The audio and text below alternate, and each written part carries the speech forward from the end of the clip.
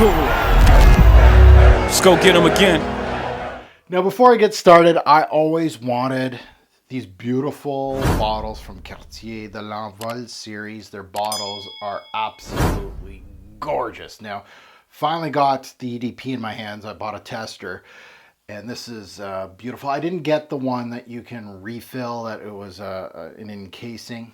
I like this one.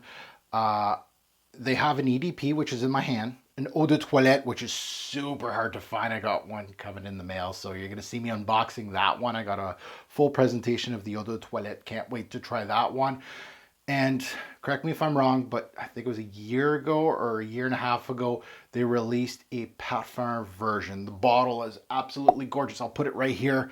Oh, I can't wait. And that thing is a unicorn. Like, I can't find it anywhere. Even eBay doesn't have it. I don't know where it is.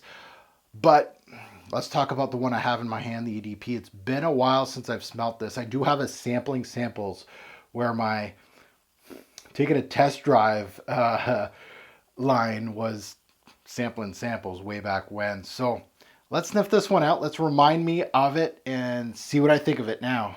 Let's go.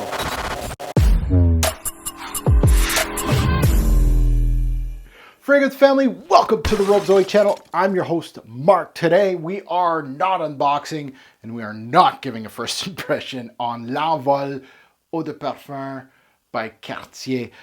Reason why it's not an unboxing, it's a tester. And reason why it's not a first impression, well, I smelt this when it first got released, way back when. I do have a video. I think I have 2 videos on this thing. I think I have 2 sampling samples on this. Way back when. Never pulled the trigger. Happy that I have it now. This is a 2016 release. It feels like this fragrance got released like eons ago, like when I first started YouTube. Lo and behold, this is just a 2016 release. So I always wanted to get this one and the eau de toilette. Once I started searching about a year ago, I saw that the eau de toilette's very hard to find. This one easy to find.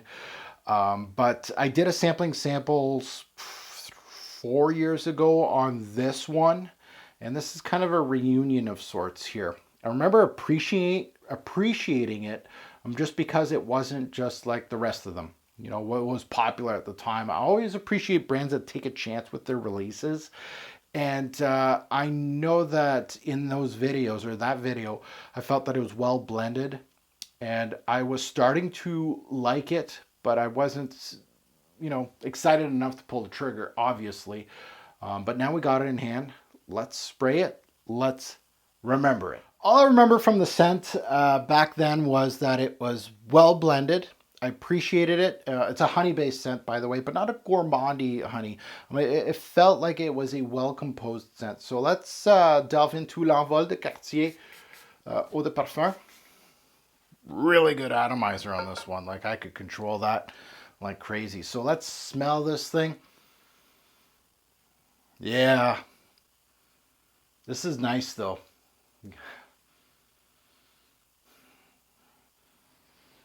All right, so yeah, honey-based, not gourmand honey. I feel like the honey is very smooth in this release, blended with some florals, iris. It's a very simple composition. There's not much going on here, but there is. It's got some sweetness. It's got florals. It's a little powdery, very smooth. The florals are coming through quite a bit, like the irises. And there's some watery violets in here too. There's a purple. There's that mash up there, violets and iris. Smooth. Not for the teens. Definitely not up your alley. This is for the mature man. I would go so far as being unisex. The honey in here is very well done, but it's not that syrupy honey. It's a weird way to try to describe a honey that is not very sweet. But it's like a honeycomb, not dense. The watery violets do their thing here. Very simple composition, but very well blended. Well, I don't know. Like, I like it. I'm not in love with it. I'll be honest. And I know a lot of purists absolutely love this release from Cartier. Um, I feel like a best season for it is coming up is spring, so I can't wait to delve into it a lot more into the spring.